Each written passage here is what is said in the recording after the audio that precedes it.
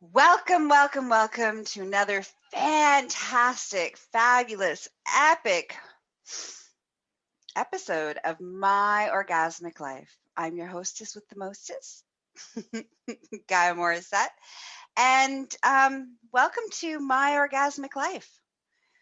So, a couple different things before we get into our topic today. Number one, today's episode is brought to you by ticklelife. It's so much fun to just say tea.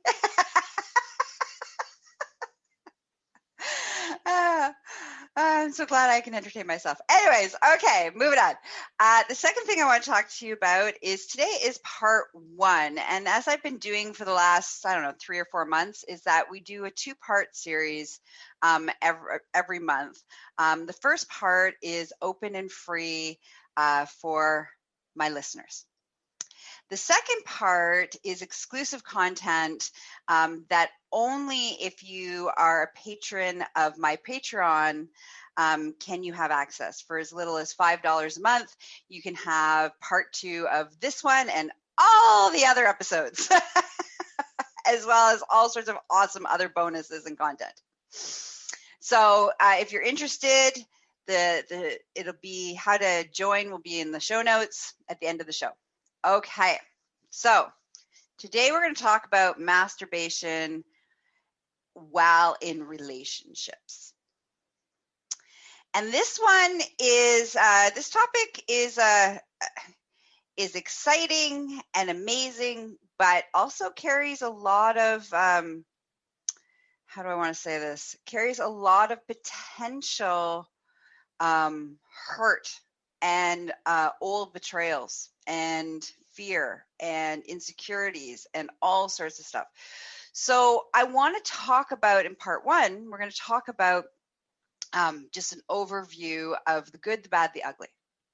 And in part two, I'm going to, for the exclusive content for Patreon, I am going to talk about how do we actually fix the bad and the ugly so that they don't live in our relationship anymore.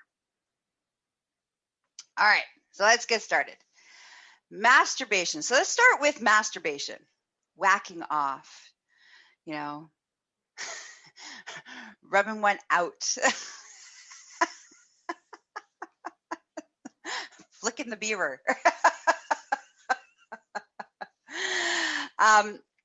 So masturbation in itself can be very challenged. It can be a lot of shame that's attached to it, depending on what your experience has been. There can be a lot of belief systems around masturbation is dirty and wrong.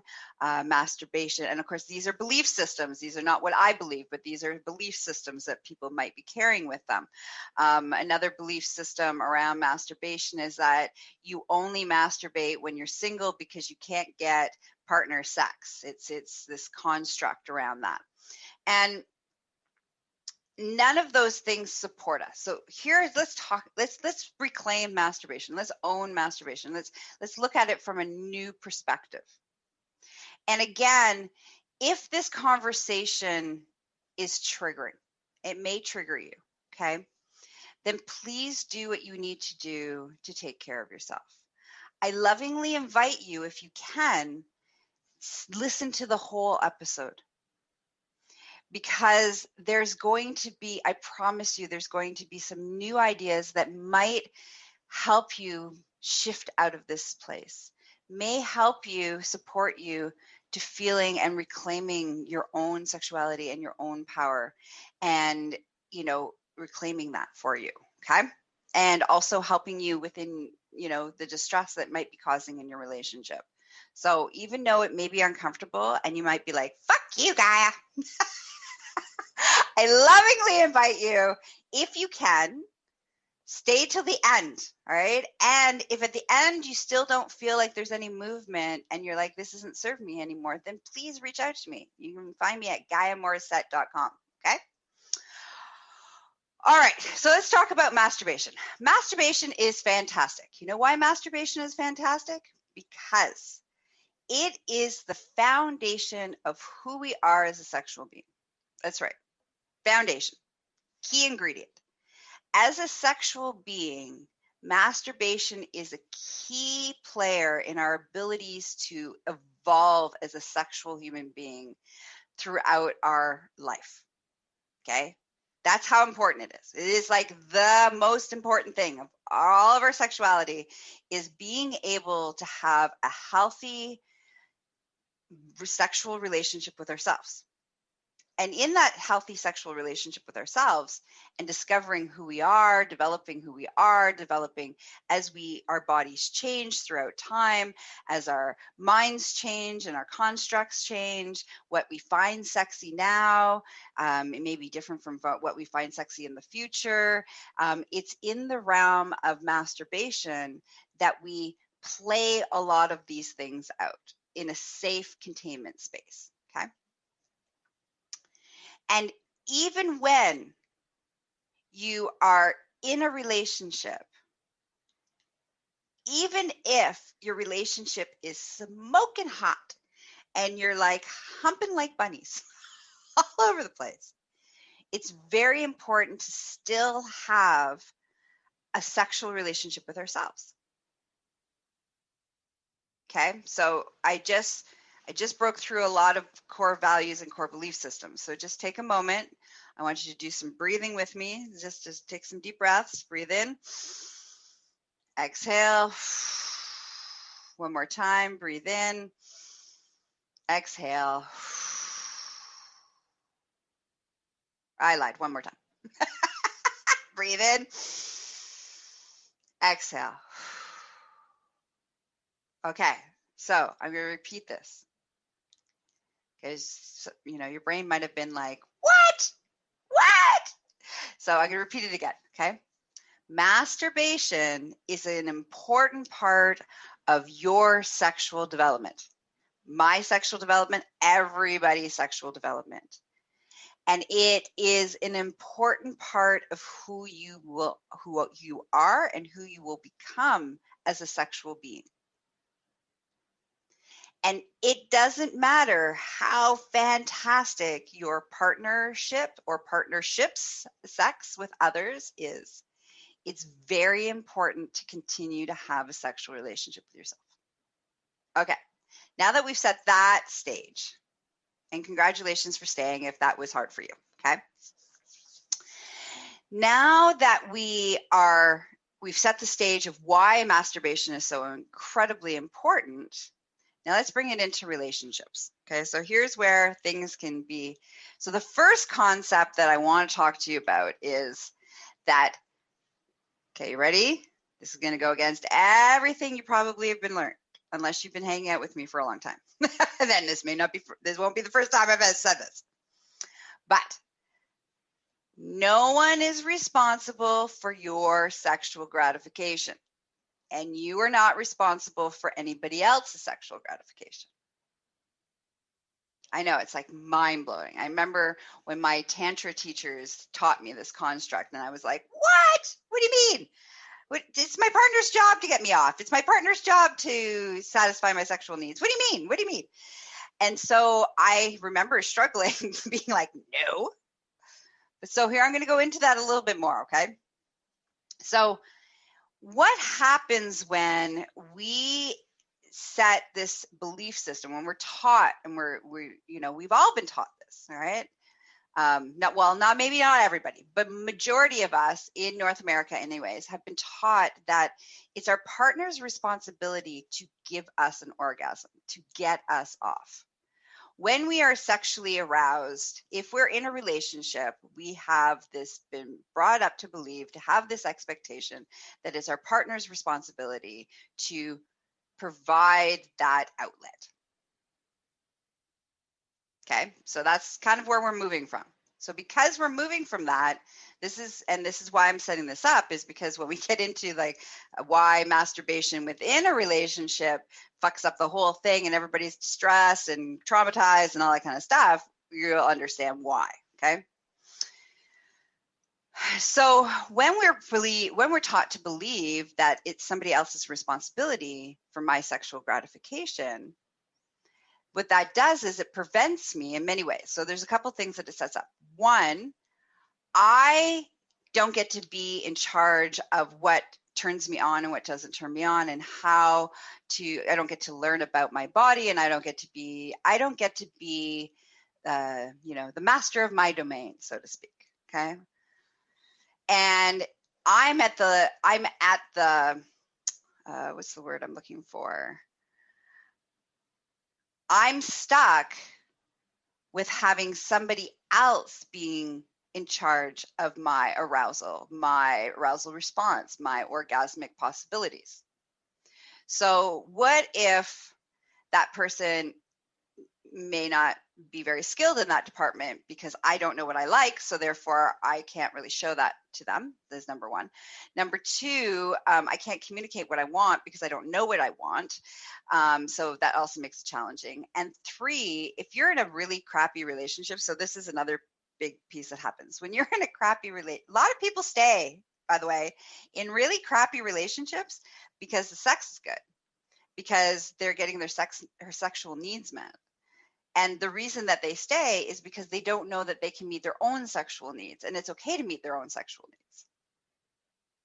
Okay, so that's one thing that these are some of the byproducts of what happens when we believe that somebody else is responsible for my sexual gratification. The second part of that is that if I believe that you're responsible for my sexual gratification and you believe I'm responsible for your sexual gratification, what ends up happening is that on the receiving end of that, I feel pressure that I'm supposed to gratify you. And if I don't gratify you, then I'm not doing my job. I'm not a good partner. I'm not a good, girlfriend. I'm not a good partner. I'm not a good wife. I'm not a good any of those things because I'm not meeting your needs. Because I'm supposed to meet your needs. So what happens if I'm not in the mood?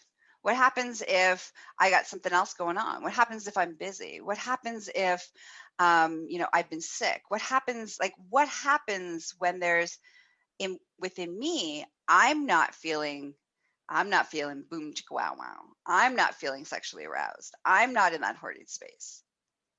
And so what ends up happening is that if I move from this place that I have to, it's my job, my responsibility to get my partner off, what ends up happening is that either I don't and I feel bad about myself, or I force myself to do so because I feel it out of obligation, which of course my partner isn't going to really enjoy.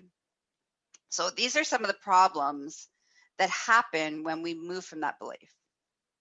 Now, the biggest one in relation to our topic today is, so if I've been taught that I'm responsible for my partner's sexual gratification and my partner is responsible for my sexual gratification, then what happens when one of yous masturbate? Dun, dun, dun. Well, I can tell you what ends up happening. Because I have in my past relationships, I've dealt with this. In my, practice, I see clients and couples and students, and this is a conversation I have often. And it's a big, big, big problems in a lot of relationships, and it's a cause of pain, a pain point. So what ends up happening is that if I masturbate, then my partner is like, you're not choosing me. This is what happens when we move from that belief system that both of us are responsible for each other's sexual gratification. Okay, that's belief number one. Belief number two is that you only masturbate if you can't get partner sex. Okay, so that's belief number two. Okay, so with these two beliefs, this is usually how it plays itself out. So one, I'll hide it. Okay, so let's start there. I'm going to hide the fact that I'm masturbating because I know that it's wrong because of those two belief systems, right? My partner is not going to be happy with this. So I'm going to hide it. The minute we start hiding things, the minute our partner or partners intuitively, whether they know it or not, intuitively know that something's up. You're You're not being full disclosure. You're not being incredibly authentic and honest. Okay, there's something off. So they go into protective mode, and not just protective mode, but they also then go into I got to catch you in your lie to prove that you're lying. So now we have mistrust. Okay, all because you happen to be horny and wanted to masturbate. Okay, so this is where this starts. Okay, it's down the rabbit hole. Now you're hiding it. You get caught, whether that's somebody checked your history, your browser history, because you happen to be watching some porn, or somebody found a toy, or somebody walks in on you. So somehow you get caught, and your partner now feels betrayed and feels devastated and is, upset and angry, because we're moving from those two constructs that you betrayed. You betrayed the relationship because we've been taught to believe that you're only supposed to masturbate if you can't get partner sex. So if partner sex was available and you chose to masturbate, then that means that you're not choosing that person. And if their responsibility is to get you off and you chose not to have them get you off, in their mind, it feels like, again, a betrayal that you don't want them and your rejection of them. Okay? And while you're masturbating, you might be really angry at your partner because that's why you're masturbating, because your partner didn't want sex, isn't into that at that place. So you're like, fine, I'll just go do it myself internally, but you don't actually say that to your partner.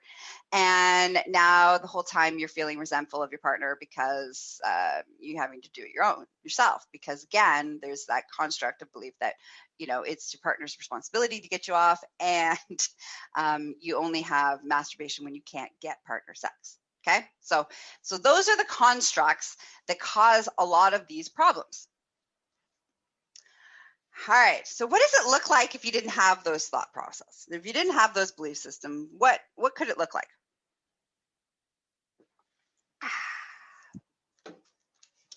Well, it's fantastic. Let's just start there. It's amazing and freedom and wonderful and arousing, and adds to your relationship and helps with performance anxiety and erectile dysfunction and ejaculation mastery and multiple orgasms. That's where it leads when we change our belief system. So let's start with the first belief. Okay, first belief is,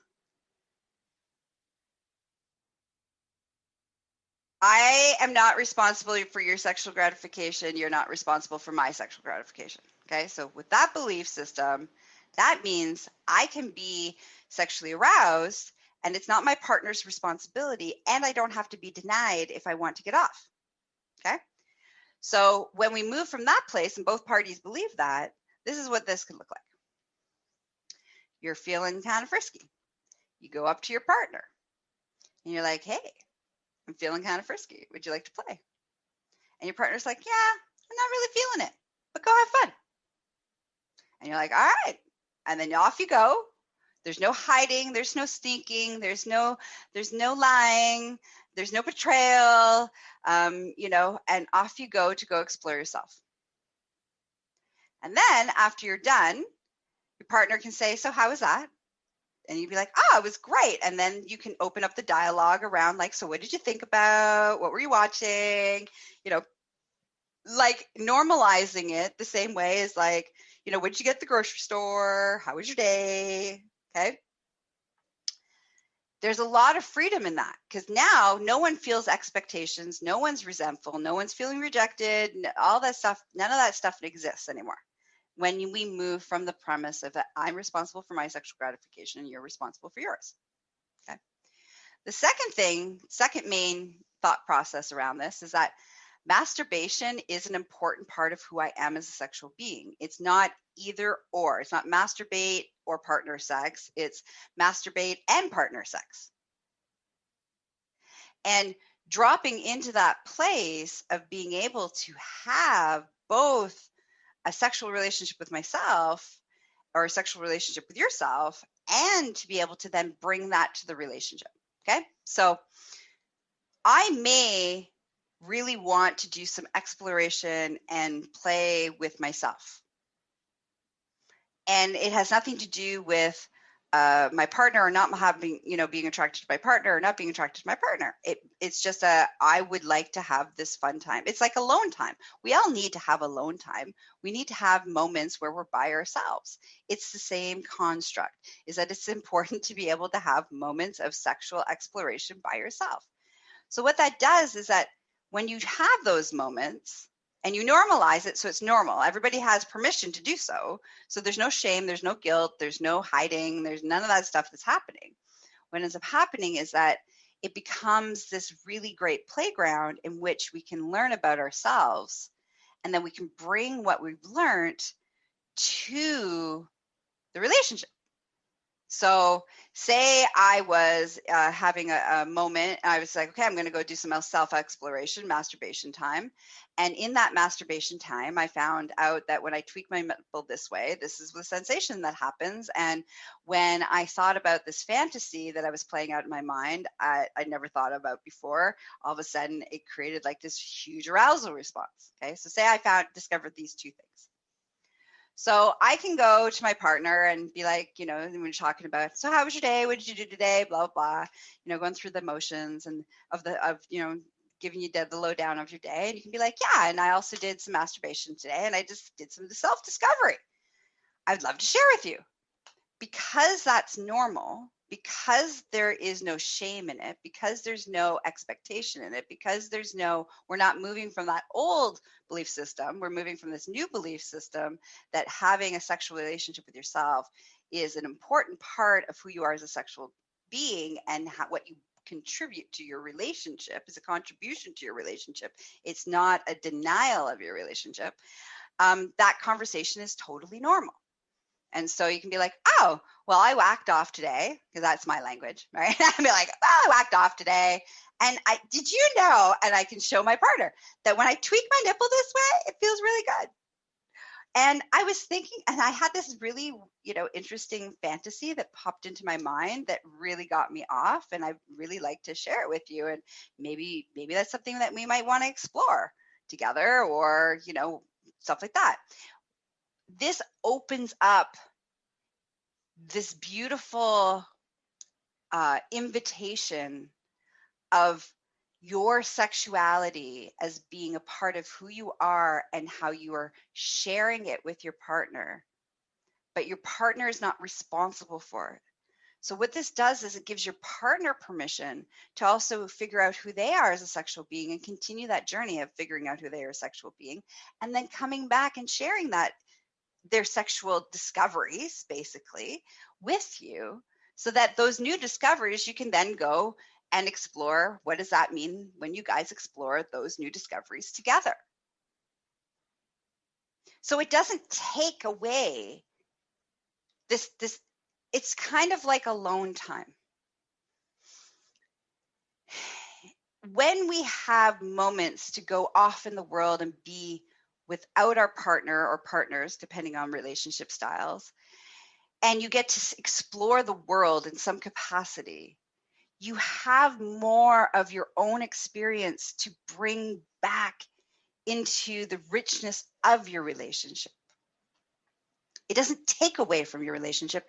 It enhances your relationship. When you're codependent, meaning that the other person is supposed to complete you, the other person is responsible for your sexual gratification, the other person is responsible for your happiness, and you're responsible for their happiness. Like when you're in this construct of codependency, it sucks out the relationship's joy. At first, it's all encompassing and it feels fantastic. But then what happens is that if you don't have those moments of my alone time, my self-reflection, my self-awareness, my self-discovery, whether that's on an intellectual level, emotional level, spiritual level, physical level, sexual level, then over time, you have nothing to contribute to the relationship. Instead of bringing things to the relationship to enhance it, you're actually just sucking from each other, and eventually there's nothing to give. And this is one of the things that ends up happening in sexless relationships. Okay? So it doesn't have to be that way. It can be fabulous and free and open, and you can still be a team, or whatever that means for you. 1, 2, 3, 5, whatever your team. How many people are on your team? That the key, though, in that is, what is your sexual relationship with yourself, and giving your partner permission to also have a sexual relationship with themselves. Okay, so that ends part 1. Now, how do we make the transition is going to be part 2. We're going to talk about, which is the exclusive content. So for the only $5 a month, you can see and hear this. All right, so part 2, we're going to discover, how do we do the transition from the ugly and the bad and the drama and the core values and core belief systems, from, moving from that place of that it's your job to your sexual gratification is, okay, my responsibility is I'm having a brain fart. Please bear with me. Resetting. Okay, here we go. How do we transition from I own the belief systems that I'm responsible for your sexual gratification and you're responsible for mine, to I'm only responsible for my sexual gratification and you are only responsible for your sexual gratification? And how do we make the transition from I only masturbate when I can't get partner sex, to masturbation and having a sexual relationship with myself is the most important part of my sexual development, and how that contributes of my sexual growth, my sexual development, and how that helps me to show up as a better lover in my relationships when I have partner sex. All right, so you want to spend more time with me? This was a hard conversation. Please visit me at gaiamorrissette.com. It's the hub of all the places and all the things that I do. Don't forget to listen to My Orgasmic Life. It can be found on all the platforms, podcasting platforms, Spotify, Apple, Google, all the places that you find your podcasts. And don't forget to I also host Tickle.life's podcast. So don't forget to listen to Tickle.life podcast. All right. That's it. That's all. Mwah! Have a juicy day. And part 2 will be available in a couple hours. All right. Bye-bye.